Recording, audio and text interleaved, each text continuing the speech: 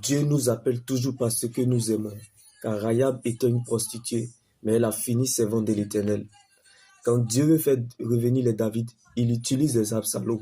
La douleur en un, la pression donne le pouvoir, la longue attente donne de l'expérience, et la très longue attente donne une leçon.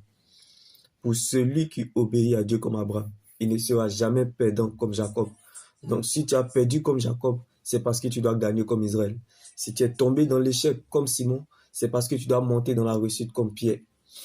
Descendre en Égypte ne tue pas la promesse. N'aie pas peur de descendre. Tu vas monter. Car Moïse, presque qu'il était, est descendu dans l'esclavage afin de devenir libérateur. Bien-aimé, le Dieu qui a délivré Moïse lorsqu'il était oublié, abandonné dans le fleuve Nil à sa naissance, c'est le même Dieu qui a fait traverser Moïse sur la mer Rouge. Qu'est-ce que Dieu a fait pour toi qui ne peut pas encore le faire? Si pendant la tempête Jésus dormait, c'est parce qu'il avait fini de travailler pour toi à la croix de Golgotha. Donc regarde cette situation comme un match rediffusé, car tu as déjà le score de ce cas impossible depuis la croix de Golgotha. Donc ce n'est plus ton combat, car Christ était ressuscité pour toi. Il y a encore de l'espoir, tant que Jésus-Christ vit pour toi. Paul et Silas étaient en prison, mais l'évangile n'était pas prisonnier. Il y a quelque chose que tu peux donner aux autres, quand bien même que tu n'as rien. La chose de Dieu qui est en toi, certainement, elle te donnera accès à ta liberté. Car quand on sert de pont entre Dieu et les humains, on provoque un concert au ciel. Quand on sert de point de contact entre Dieu et les humains, on provoque une fête au ciel. C'est par le sens du sacrifice pour les autres qu'on devient roi. Car la grande et vraie foi, ce n'est pas de s'en sortir dans la vie. La grande et vraie foi, ce n'est pas sortir victorieux des épreuves de la vie, mais plutôt c'est de sortir victorieux des épreuves de l'éternité. La grande et vraie foi, ce n'est pas d'obtenir des choses soi-même, mais pour les autres en étant à leur servir, les aider, les soutenir et les relever. Même Jésus qui est Seigneur, roi qu'il était, il s'est fait serviteur en lavant le pied de ses disciples. C'est pas le sens du sacrifice pour les autres qu'on devient roi. Je ne sais pas pour toi, je ne connais pas ta situation. Je ne sais pas là où tu te situes.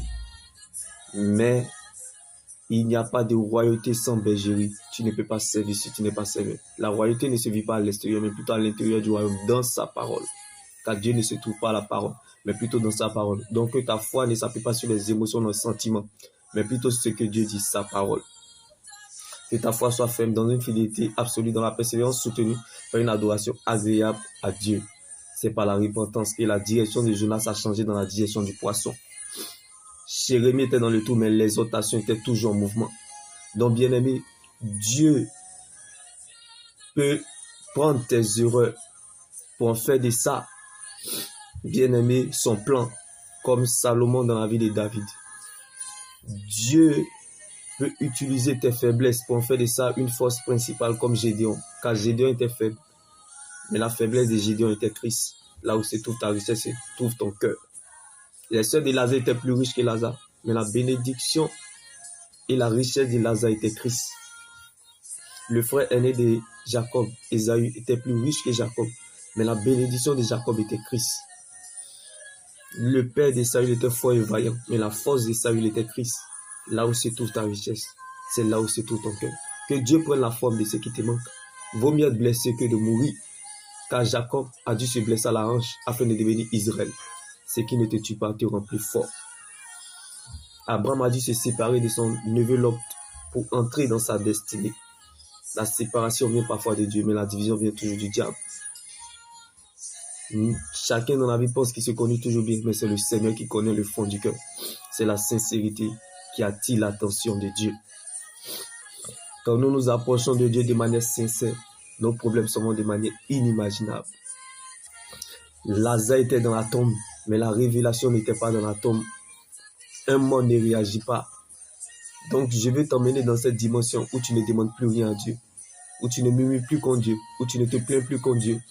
Car Lazare a demandé la guérison, mais Jésus avait prévu sa résurrection. Donc si Dieu te prive d'une porte, c'est parce qu'il veut te donner une porte bien meilleure. Alors ne forcez jamais une porte qui est fermée. Car en forçant la porte qui est fermée, vous empêchez aux autres portes qui vous attendent de s'ouvrir. Si une chose ne veut pas t'aider, il y a une autre chose qui t'aidera. La porte en elle-même a deux faces, une intérieure, une extérieure. La face de l'extérieur est plus grande que celle de l'intérieur. Donc prépare-toi et réjouis-toi, car bientôt tu casseras la démarche dans le nom de Jésus-Christ. Pour les hommes, on se prépare pour obtenir un résultat. Mais selon Dieu, la préparation est le résultat. Alors laisse Dieu faire agir à son prix, à sa vitesse et à son temps voulu. La vitesse d'un homme dépend de ce qui le poursuit. Là où l'on s'y attend le moins, c'est là le temps voulu de Dieu. Heureux l'homme qui cherche la présence de Dieu malgré les difficultés, car le temps de Dieu n'est pas très long, mais très bon. Alors apprendre le temps, attendre le temps, savoir le temps, connaître le temps, expérimenter le temps, découvrir le temps, vivre le temps, gérer le temps, vivre dans le temps, se maintenir dans le temps, c'est ce qui donnera la sauce, le goût à la sauce de ta destinée. Car la destinée n'est pas la destination. Le destin te fait subir, mais la destinée te prépare. L'épreuve nous révèle trois secrets. Qui nous sommes et où nous allons. Tout ce qui t'arrive t'emmène quelque part. T'introduit quelque part qui est mieux que là où tu as quitté hier. Donc tout ce qui t'arrive, c'est pour qu'en toi, tous puissent voir ce que Dieu est capable de faire. Donc ce qui te fait mal ou pleurer aujourd'hui sera la cause de ta louange demain. Quand Dieu, bien-aimé, Dieu nous attire toujours par ce que nous désirons. Abraham était dans l'idolâtrie. Ses parents furent idolâtres. Mais il a fini le père de la foi. Alléluia. La fin d'une chose vaut mieux que son commencement. Jésus-Christ est la finalisation de ce qui commence. Dieu ne commence jamais quelque chose sans l'achever.